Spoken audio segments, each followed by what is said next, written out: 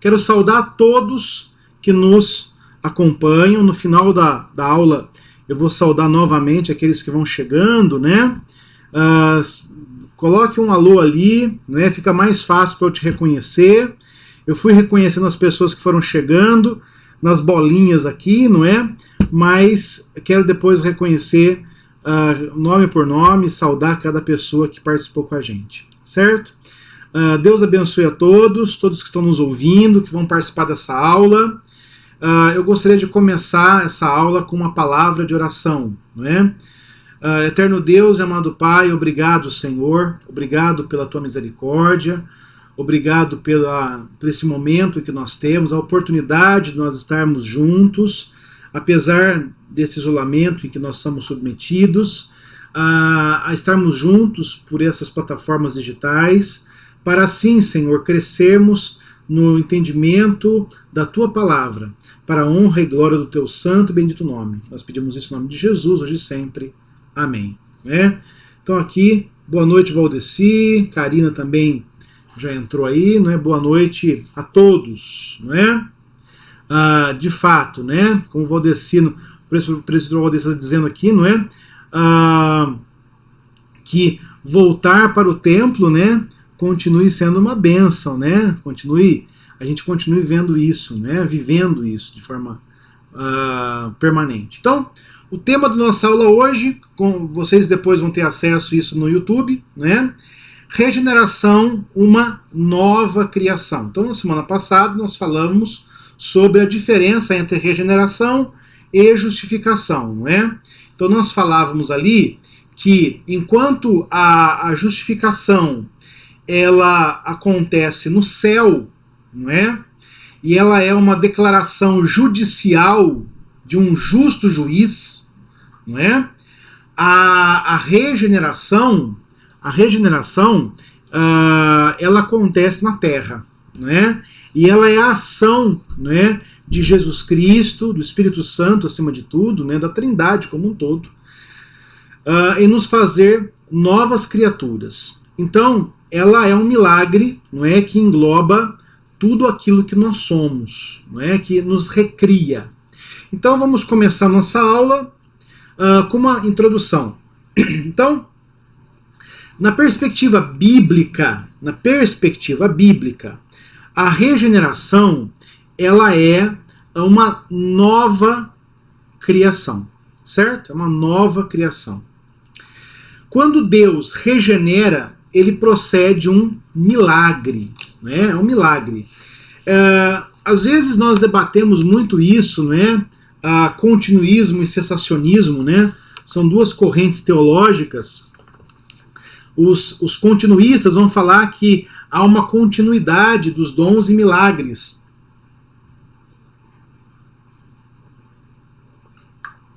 Que eram vistos na Bíblia, no Novo Testamento, nos dias da igreja, não é?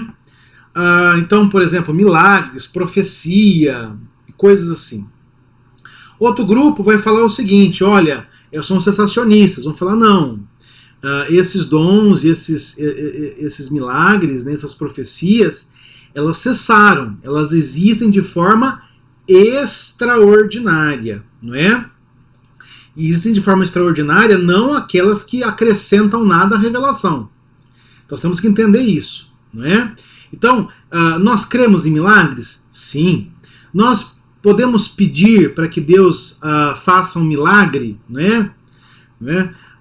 Podemos, não é? Podemos falar ali, né? Senhor, faça um milagre na minha vida, na vida das minhas filhas. Nós temos essa liberdade na Bíblia, não é?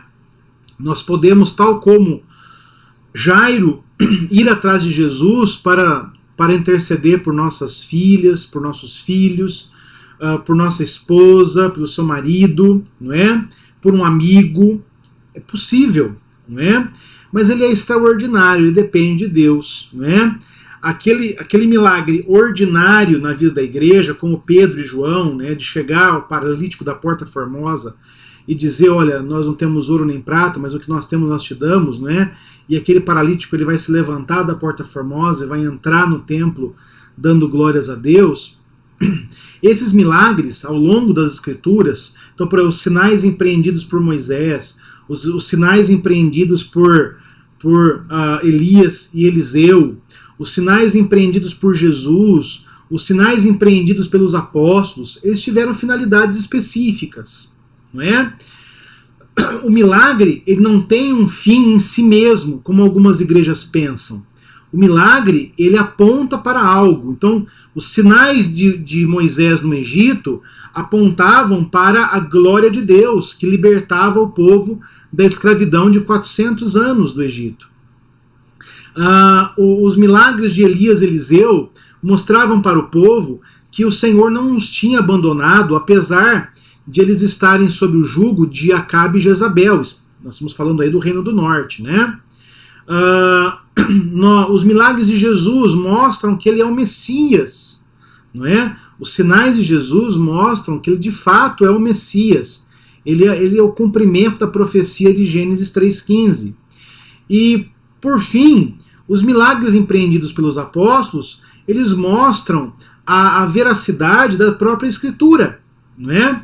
Então, quando a Escritura acaba de ser registrada, esses milagres cessam, como cessaram depois de Moisés, não é? Como cessaram depois de Elias e Eliseu, como cessaram após a confecção da palavra, o complemento da palavra. Então, nós cremos em milagres, nós cremos que o Senhor está assistindo a igreja, e nós chamamos isso de providência. Providência de Deus. Nós falamos isso terça-feira, quando refletimos Deus agindo na vida de Ruth e Noemi, não é? A providência de Deus estava ali. Mas nós não cremos de forma alguma que alguém pode se levantar com um dom do qual se acrescente ou se retire algo das Escrituras. Então, por exemplo, alguém fala assim, olha, eu tenho um dom de profecia, e eu vou falar aqui pelo Senhor, né? E essa pessoa, em nome do Senhor, começa a falar coisas como se ela fosse inspirada por Deus, e o que ela fala e tem o mesmo peso que a palavra. E isso, para nós, é inaceitável. Até para os continuistas deveria ser inaceitável. Porque ninguém pode, mais hoje, falar nada ou escrever nada com o mesmo peso que a palavra, né? E isso seria, irmãos, transformar a religião em uma seita, não é? Então, há um milagre, não é? Que ele não é extraordinário, que ele é ordinário. Ele permanece na vida da igreja. E esse milagre é a regeneração. A regeneração. Deus, não é? De forma ordinária, ele aplica esse milagre a inúmeras pessoas na vida de nossas igrejas e nas igrejas espalhadas pelo mundo ao longo da história. Então, ele é de fato um milagre que está na mesma ordem da criação, não é? Da criação. Só lembrando, irmãos, que eu estou seguindo o livro do Charles Leiter, né? Regeneração e Justificação. Esse é o nosso texto base. Então, para nós observarmos essa questão doutrinária, vamos para 1 Coríntios 4, versículo 6. 1 Coríntios 4, versículo 6. Isso. Me perdoe, irmãos, é 2 Coríntios 4, versículo 6. Então, nós vamos aqui, irmãos, focalizar nesse versículo esse aspecto miraculoso da regeneração. Como ele está no mesmo patamar que a criação, não é? Então veja, 2 Coríntios 4, versículo 6. Deus que disse, das trevas resplandecerá a luz, Deus que disse, das trevas resplandecerá a luz, resplandeceu em nosso coração para iluminação do conhecimento da glória de Deus na face de Cristo. Então, vamos entender o versículo, não é? Aqui, Paulo, ele pega um fato que está lá, registrado no livro de Gênesis, não é? O faça-se a luz e a luz foi feita, não é? O fiat lux, não é? Faça-se a luz e a luz foi feita. Então, esse é o momento que Paulo está mostrando, das trevas resplandecerá a luz, não é? Então, Deus fez as trevas serem iluminadas pela luz e fez separação entre luz e trevas. Então, da mesma maneira, né, ele resplandeceu em nossos corações, não é? Em nossos corações. Então, da mesma maneira que o Senhor fez a luz resplandecer nas trevas, da mesma maneira como o Senhor criou a luz ali em Gênesis, da mesma forma, irmãos, o Senhor, ele fez a luz iluminar nosso coração. Então, ele mostra esse paralelo. Assim como na criação o Senhor criou a luz, o Senhor também colocou luz no nosso coração. Então, eu queria que você observasse esses dois patamares. Assim como a terra estava sem forma e vazia, ali em Gênesis, não é? E o Espírito pairava sobre as águas, nós estávamos na mesma situação, disformes, vazios, em trevas. E da mesma maneira que o Senhor resplandeceu a luz ali em Gênesis, o Senhor resplandeceu a luz em nós, certo? Como ele faz isso? E para que ele faz isso? Essas são as respostas, né? Já chego na pergunta do Ricardo. Então aqui, primeiro, qual a finalidade disso? Para a iluminação do conhecimento da glória de Deus. Então, qual a finalidade do Senhor nos iluminar dessa maneira? Né? Fazer a luz de Cristo resplandecer em nós, para que o nosso conhecimento fosse iluminado.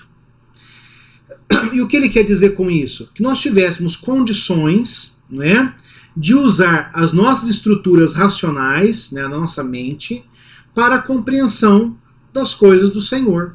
Não é? Então é aquilo que eu disse em algumas aulas passadas, né, que a Bíblia, assim como Cristo, ela é ao mesmo tempo divina e humana. Né? Cristo é ao mesmo tempo Deus e homem. A Bíblia é ao mesmo tempo divina e humana. Por ser humana, a Bíblia deve ser lida como qualquer outro livro. Ela deve passar pelo crivo da gramática, pela história, pelo contexto, pelos gêneros, não é? Então ela precisa ser lida como qualquer outro livro.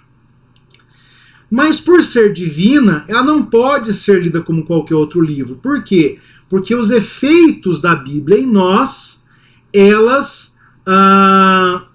tem outro, não é? Então, por exemplo, ninguém, ao ler Machado de Assis, você pode ler Machado de Assis, né? Recomendo, uma leitura ótima, né? Você pode se deleitar com a estrutura sintática, com o estilo, não é? Ali do realismo do século XIX. Você pode se encantar com as personagens, né? Ficar em dúvida se de fato Capitu traiu ou não Bentinho, coisas assim. Mas uma coisa é evidente, né? Machado de Assis, ele não vai fazer ninguém ser melhor do que é. Não no nível eterno, apenas no nível humano. Então você pode ser melhor do que você é lendo Machado de Assis apenas na perspectiva humana. Você vai ter mais conhecimento, mas isso não vai regenerar o seu coração, não é? A Bíblia não. Por ela ser divina, pelo fato de ela ser divina, ela tem uma ação miraculosa na vida daqueles que tiveram o seu conhecimento iluminado. Não é? E de que modo? Na face de Cristo. E aí o Ricardo pergunta, regeneração, poder de Deus em nossa recriação. De fato, nós somos recriados na regeneração a imagem de Cristo, não é? Então a regeneração, ela nos dá uma nova natureza. Nosso velho homem morreu e nós assumimos uma nova perspectiva, uma nova humanidade, né? É possível ele fazer uma análise de 2 Coríntios 4:6 na perspectiva de Isaías 9:2, né? Para nós fazermos isso, nós temos que entender o quê? Qual é o contexto de Isaías 9, né? É o contexto ali, esse que a Virgem, né? É o contexto do Messias, né? Então, só para nós não citarmos o texto de forma displicente, e abrindo de fato o texto lá em Isaías 9, ali vai falar que aquela nação que estava em trevas viu a luz, não é? Então, vamos lá. No contexto aqui, 9, versículo 2. Mas, começando no versículo 1, mas a terra que estava aflita não continuará a obscuridade. Deus, nos primeiros tempos, tornou desprezível a terra de Zebulon e a terra de Naftali. Mas nos últimos tornará glorioso o caminho do mar, né? Você se lembra que esse texto é citado ali em Mateus, né? O primeiro versículo aqui, ele é citado ali no Evangelho de Mateus, não é? Especificamente ali no momento em que ele vai falar do próprio Jesus, né? Então, continuando.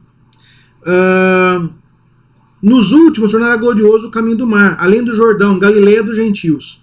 O povo que andava nas trevas viu grande luz, e aos que viviam na região da sombra da morte, resplandeceu-lhes a luz. Então vamos entender isso rapidamente aqui. Aqui você tem uma citação que eu queria colocar aqui, que é a citação aqui de Mateus, capítulo 1, né? Mateus 4, 13 a 16. Mateus 4, 13 a 16, é onde esse texto está sendo citado. Mateus 4, 13 a 16. Vamos começar do 12. Ouvindo, porém, Jesus que João fora preso, retirou-se para Galiléia, e deixando Nazaré, foi morar em Cafarnaum, situada à beira-mar, nos confins de Zebulon e Naftali, para que se cumprisse que fora dito por intermédio do profeta Isaías. Terra de Zebulon, terra de Naftali, caminho do mar, além do Jordão, Galileia dos gentios. O povo que jazia em trevas viu grande luz, e aos que viviam na região da sombra da morte, resplandeceu-lhes a luz. Daí por diante passou Jesus a pregar e dizer: arrependei-vos, porque está próximo o reino dos céus. Então veja, quando nós utilizamos Isaías 9, versículo 1 e 2, a referência é a presença de Jesus nas regiões da Galileia, especialmente Naftali e Zebulon. Vamos entender o porquê Isaías divide, não é, em um primeiro tempo e um segundo tempo, não é? Porque Naftali e Zebulon estavam ali no reino do norte, não é? Então, distante ali das práticas do templo, das práticas do povo de Deus, sempre suscetíveis a práticas pagãs. Isso acontecia de fato na época de Jesus. Você se lembra, por exemplo, que quando Jesus atravessa para o outro lado do lago de Genezaré, ele vai encontrar ali o endemoniado, não é? O gadareno, ele vai para a região de Gadara, ele encontra o demoniado, e naquela região haviam homens que estavam ali criando porcos. Então você vê que é uma cultura completamente diferente da cultura judaica, convivendo paralelamente a ela. Inclusive, os judeus da Galileia, né, eles eram tidos como judeus de segunda classe, porque estavam tão próximos dos pagãos, dos gentios, que os judeus ali, próximos a Jerusalém, duvidavam que eles pudessem respeitar a lei de maneira efetiva, não é? Então esse é o problema. Então, essa região ela foi desprezada no primeiro momento, mas essa região ela vai receber a luz. E qual é a luz que essa região vai receber? E aí entra o ponto em que nós podemos fazer um paralelo entre Isaías 9:2 e 2 Coríntios 4:6. A luz é Jesus, não é? É Jesus que vai dizer: arrependei-vos, não é? Vai chamar esse povo ao arrependimento e vai mostrar o início do reino de Deus. É claro que quando você pega 2 Coríntios 4:6, Paulo está indo além, não é? Paulo está indo além. Agora eu quero explicar o porquê Paulo vai além. Porque aqui na região da Galileia, onde Jesus vai morar, ali, a região de Zebulon e Naftali, logo depois da prisão de João Batista, o que Jesus está desempenhando aqui é o que a igreja desempenha hoje, ainda hoje, que é chamado de chamado geral. Jesus está chamando aqui todos de forma geral, não é? Então, veja só, não é? Então, esse é um chamado geral. Jesus chama todos ao arrependimento. Mas o texto não vai dizer pra gente as pessoas que se arrependeram, as pessoas que vieram a Jesus, né? Então, só retornando ali a Mateus 4, né? Porque eu fechei aqui, me desculpem, Mateus 4, 12 em diante. Então você vê aqui que qual é a fala? Arrependei-vos porque está próximo o reino de Deus, o reino dos céus. Então você não vê aqui pessoas vindo arrependidas, quebrantadas, muito pelo contrário, né? Você tem um outro começo, uma outra perícope começando. Caminhando junto ao mar da Galileia, viu dois irmãos, Simão, chamado Pedro, e André. Né? Então aqui você começa esse ministério de Jesus chamar as pessoas para segui-lo. Né? Então o que Jesus está desempenhando é o chamado geral. Paulo aqui em 2 Coríntios 4, especialmente no versículo 6, ele está falando especificamente do chamado específico, do chamado... eu estou usando palavras parecidas, né, ultimamente. Agitados por agitações, né, especificamente do chamado específico, tudo bem, né? Então Paulo está falando sobre o chamado específico. Deixa eu explicar isso para os irmãos. Há dois chamados na igreja. Um é o chamado geral, que é empreendido pela igreja todas as vezes que ela anuncia o evangelho. Então, nos cultos, nas aulas, nos trabalhos, nas evangelizações, nas missões, sempre que a igreja distribui um panfleto evangelístico que se quer, ela está desempenhando o chamado específico, o chamado geral. Agora, quando a igreja, quando o Espírito Santo aplica essa palavra aos nossos corações, certo? Aí nós temos o chamado específico, certo? Então, uma coisa é chamado geral, é o que Jesus está fazendo ali na região da Galileia. Outra coisa é o chamado específico, que é a aplicação dessa palavra de forma irresistível ao coração do pecador. Tá? Então dá para traçar um paralelo, mas nós temos que saber em que medida ambos os textos têm extensões diferentes. Tá certo? Continuando. Então esse milagre, que é uma recriação, como bem lembrou ali o nosso irmão Ricardo, esse milagre que é uma recriação, ele, se nós formos medi-lo na perspectiva moral, ele toma uma perspectiva muito maior, uma dimensão muito maior, um impacto muito maior. Por quê? Porque você faz a pessoa de uma coisa, de uma realidade, passar a outra. Eu quero citar um exemplo para os irmãos ali em Atos 9, né? Atos capítulo 9, especificamente falando sobre Paulo, né? Paulo em relação aos gentios, né? Então, veja, Saulo, respirando ainda ameaças e morte contra os discípulos do Senhor, dirigiu-se ao sumo sacerdote e pediu cartas para as sinagogas de Damasco, a fim de que, caso achasse alguns do que eram do caminho, assim homens como mulheres, os levasse presos para Jerusalém. John Stott, quando comenta esse versículo de Atos, né, ele vai falar que a palavra usada aqui para respirando, essa é uma palavra usada basicamente no grego para animais. Então Paulo ele está aqui imbuído de sentimentos, né, extremamente carnais, extremamente animalescos, não é?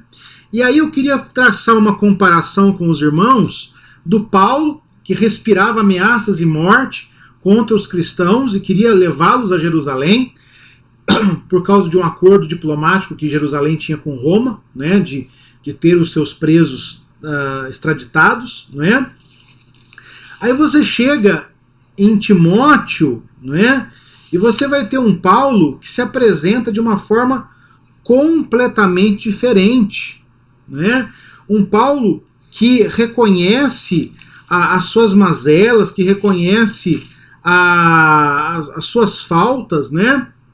E que sabe ponderar sobre aquilo que ele foi e aquilo que ele é, né? Quando ele vai dizer aqui, boa é a palavra, não é?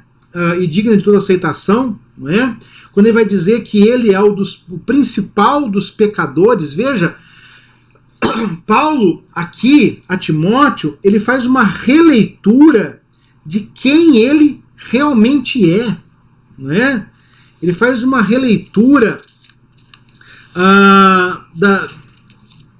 das questões, não é? Do como ele viveu até aqui, não é? Então, irmãos, isso é muito importante. O que aconteceu com o Paulo?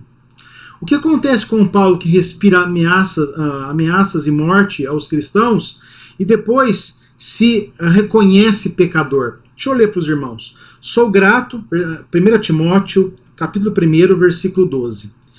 Sou grato para com aquele que me fortaleceu. Quem é esse aquele?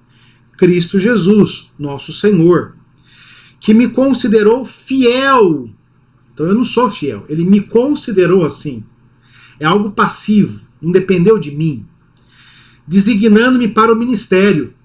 Então, quando Paulo vai se encontrar com Cristo no caminho de Damasco, quando Paulo vai ficar 3 dias cego ali, e depois vai ser batizado por Ananias, e depois vai ser conduzido ao ministério, especialmente pelas mãos de Barnabé.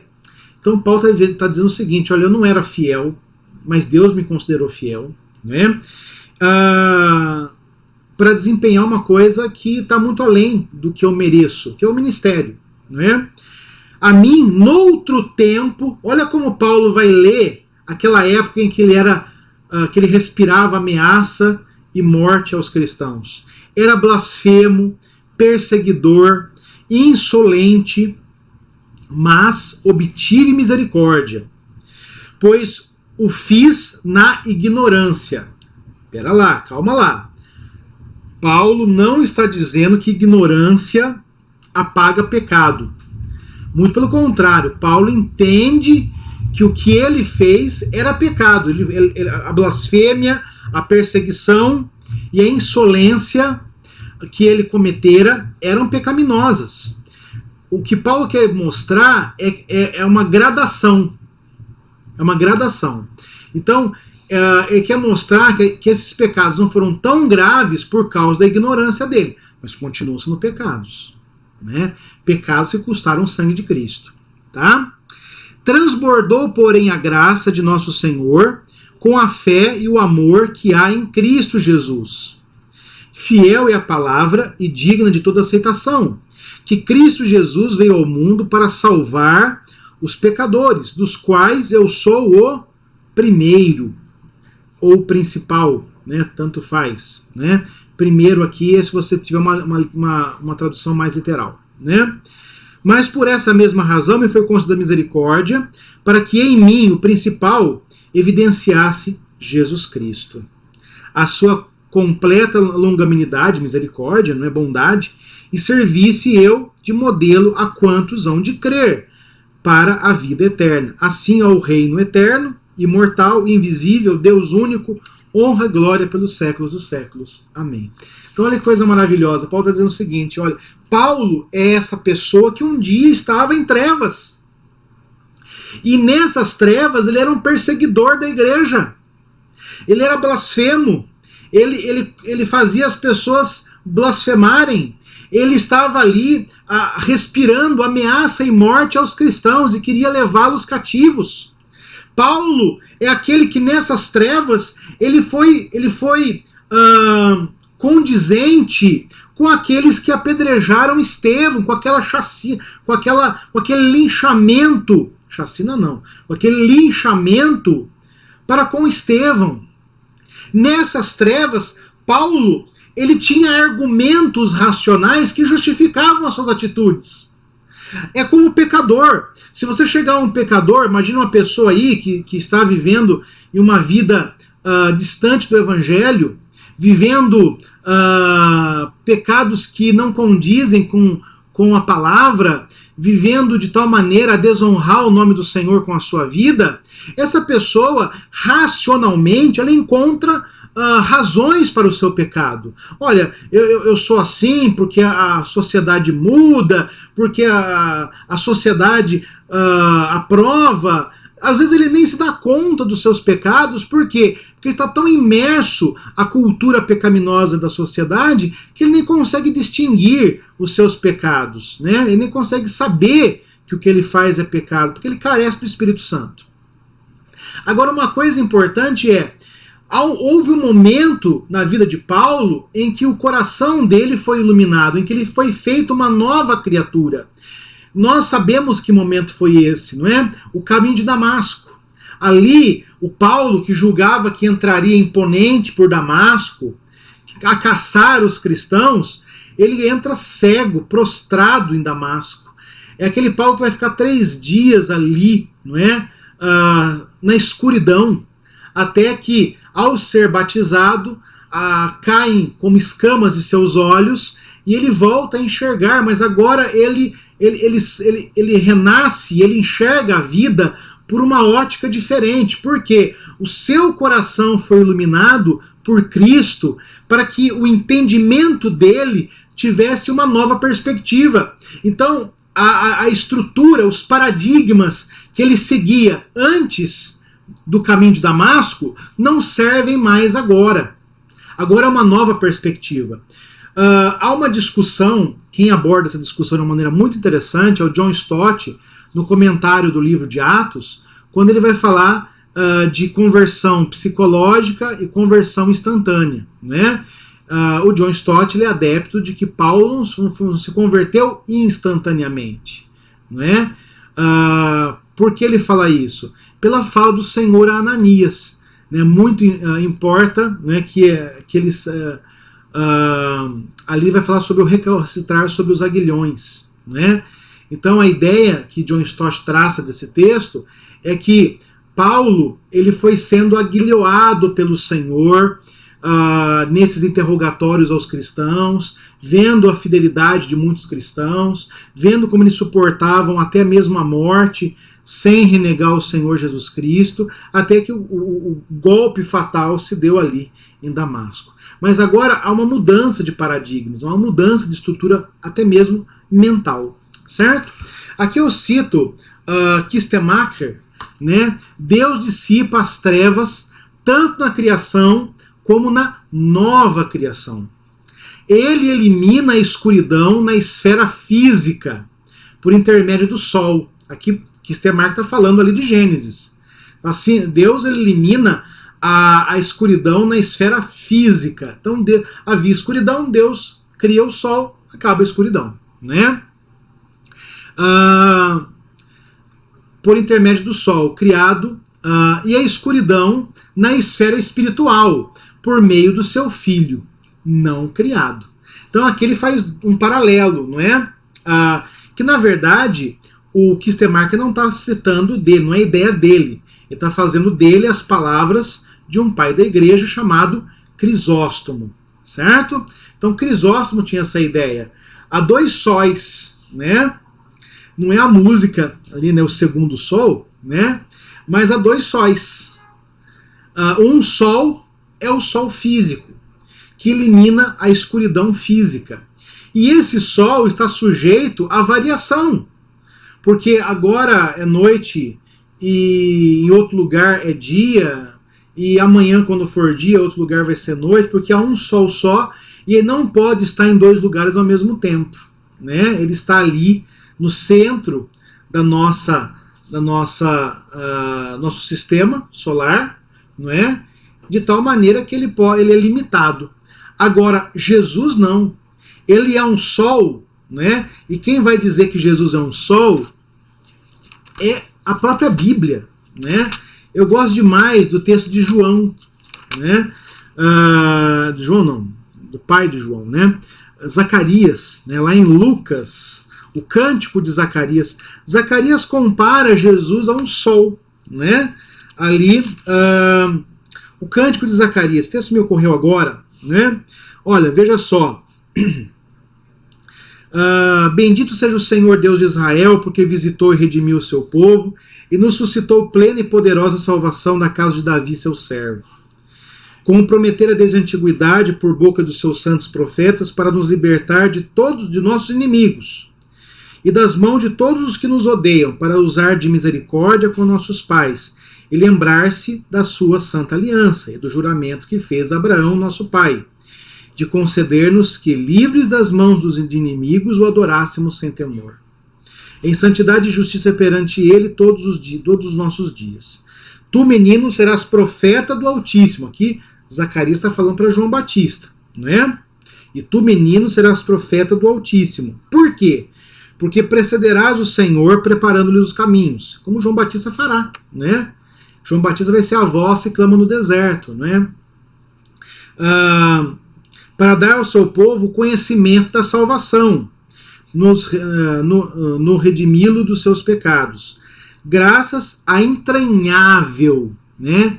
A entranhável, a terna, né? A cordial misericórdia de nosso Deus.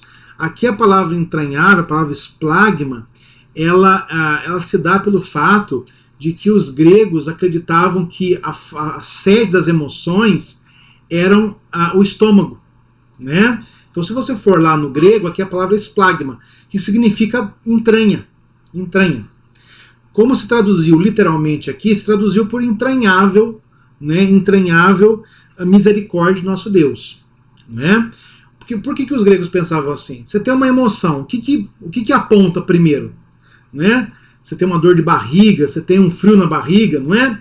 Então, os gregos achavam que o estômago era a sede das emoções, né? Assim como achavam que os rins era a sede da mente, né? Tanto que, se você for lá ver em Apocalipse, aquele que sonda mente e coração, ali uma tradução literal seria aquele que sonda os rins e o coração, né? Mas aqui, irmãos, seguindo aquela filosofia do Naida, né? A tradução ela tem que ser adaptada à nossa cultura, para que nós possamos chegar ao que o Naida chamava de tradução equivalente. Nós temos que pegar não a palavra, mas uma palavra equivalente ao sentido que ela tinha no original. Então, o melhor seria aqui falar de cordial, terna misericórdia, né, de nosso Deus, pela qual o quê? Por essa misericórdia, não é? Por essa terna misericórdia, por essa misericórdia cheia de sentimentos, cheia de verdade, não é? Nos visitará quem? O sol nascente, né? O sol nascente das alturas, para iluminar os que jazem, os que estão prostrados nas trevas e na sombra da morte, e dirigir os nossos pés no caminho da paz. Então veja, este segundo sol que é Jesus, ele não é suscetível a variações, ele é onipresente. Esse sol que é Jesus, ele é não criado, né? Ele é eternamente gerado do Pai, não é? E esse sol, ele jamais será eclipsado por qualquer outro astro, não é? E porque ele é soberano, não é? E aí ele continua. Essa interpretação foi primeiro ventilada por Crisóstomo, pai da igreja, no século IV, que viu na passagem um paralelo entre a criação do mundo e a recriação do povo de Deus. Deus diz que ele formou a luz e criou as trevas, lá em Isaías 45:7, o que é evidente tanto na natureza como na regeneração. Então essa ideia de observar em 2 Coríntios 4:6, essa recriação, ela começa a ser vista a partir do século IV com Crisóstomo, certo? Continuando, irmãos, então, quando nós falamos que na nossa regeneração há uma nova criação de que maneira? Então, a partir da regeneração, todo cristão, ele é, primeiramente, uma nova criatura. Ele é uma nova criatura. Segundo, ele é criado para as boas obras. Ele tem uma finalidade diferente. Ele é criado em justiça e retidão.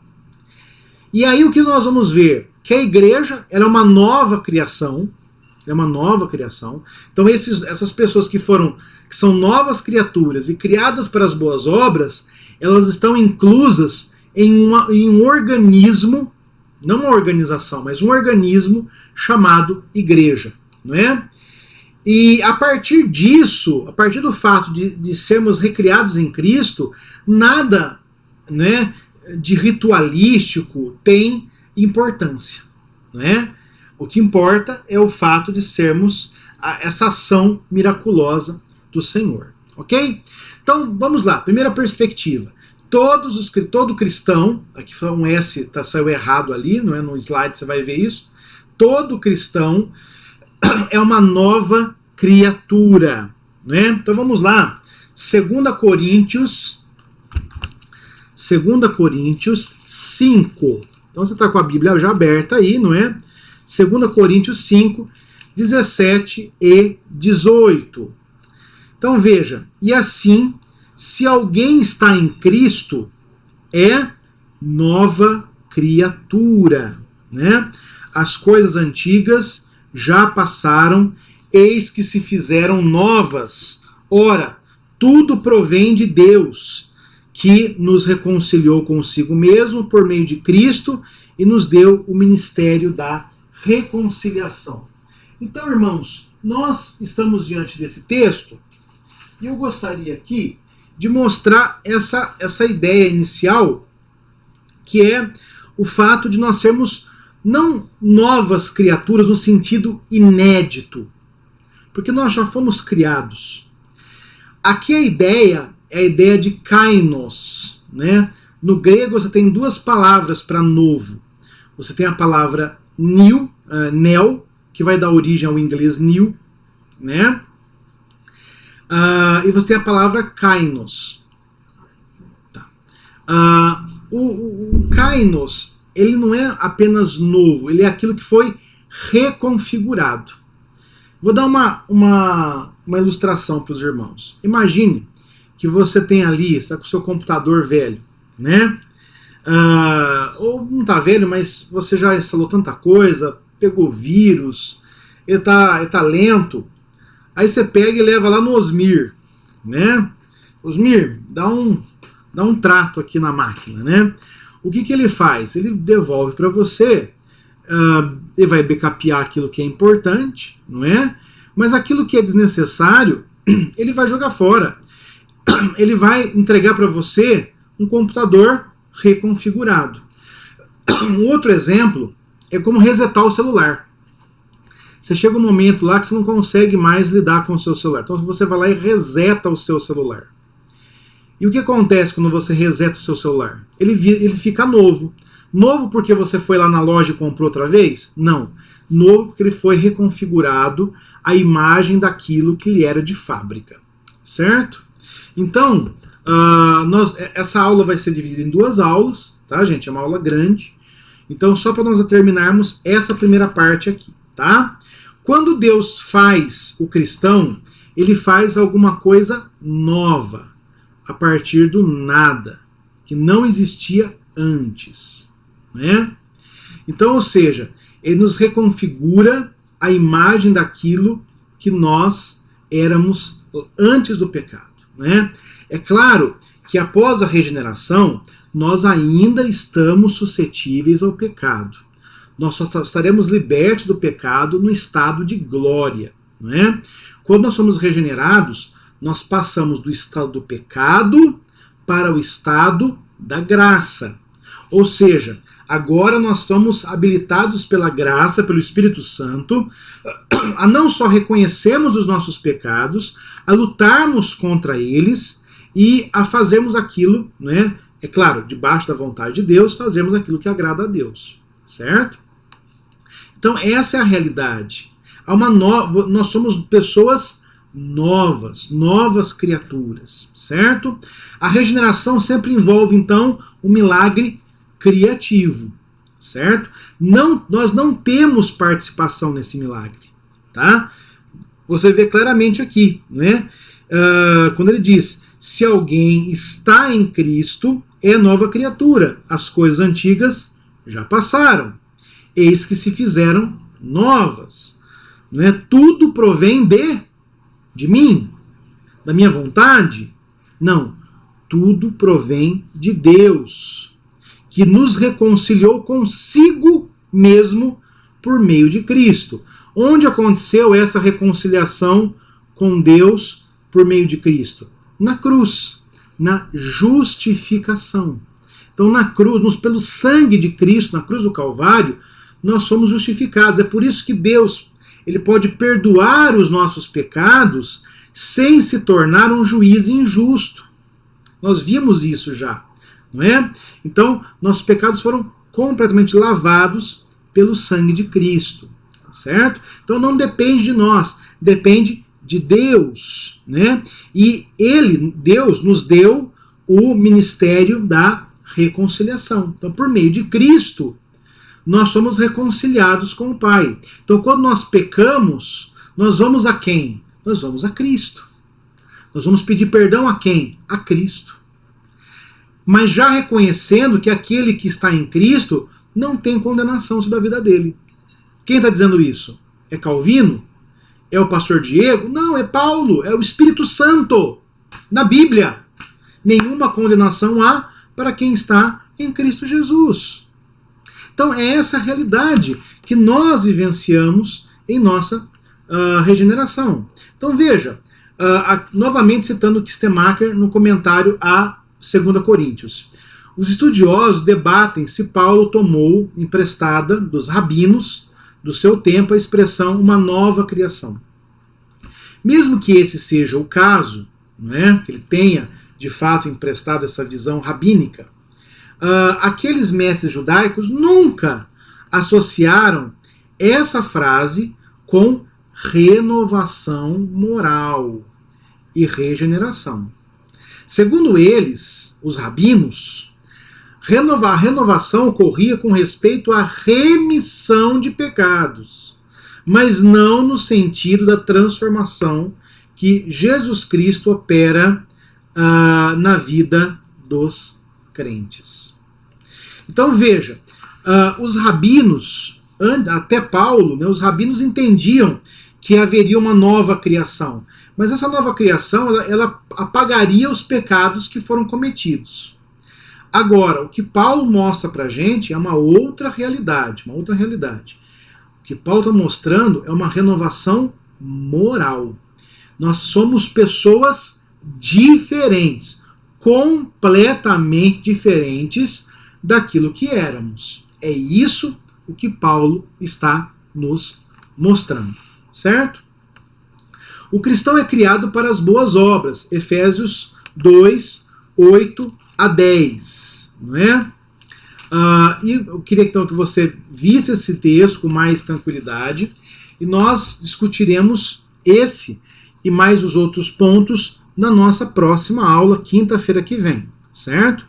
Então, nós vimos hoje uma introdução, não é, dessa nova criação que a regeneração faz em nós, e nós vimos o primeiro aspecto dessa nova criação, que é o fato de nós sermos ali uma nova criatura.